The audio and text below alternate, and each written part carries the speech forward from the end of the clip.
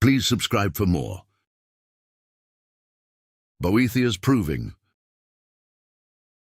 The following account is true.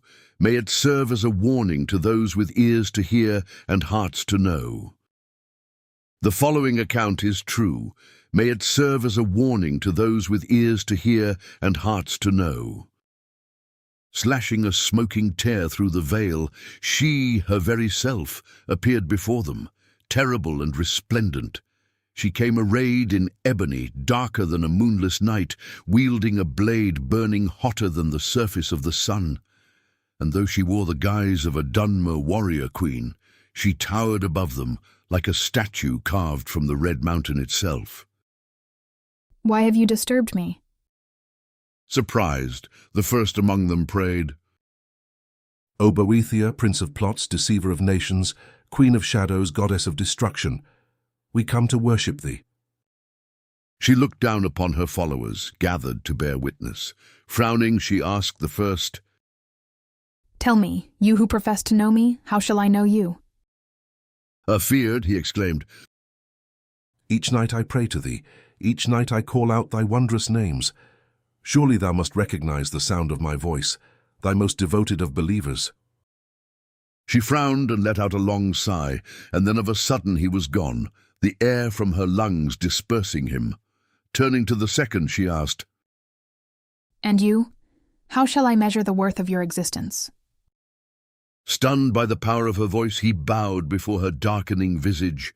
She clapped her hands, and he too was gone. To the third, And you, tell me, how shall I know you apart from such as were they, of whom there is no trace? shaken and speechless from the nullifications of his brethren, he whispered, Have mercy upon us.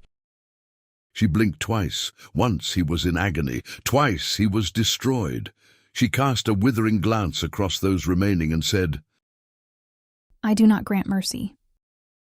And so it was with the others, she putting them to proof, they offering none. Finally she came to me, eyes aglow with anger, tongue wet with hate, and said, Of all my believers, but two remain. Tell me, second to last, with what shall you prove your existence?